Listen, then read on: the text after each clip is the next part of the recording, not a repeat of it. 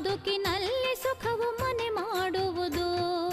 ಬನ್ನಿ ಬನ್ನಿ ಮಂತ್ರಾಲಯಕ್ಕೆ ಬನ್ನಿರಿ, ಗುರುರಾಯರ ದರ್ಶನವ ನೀವು ಪಡೆಯಿರಿ.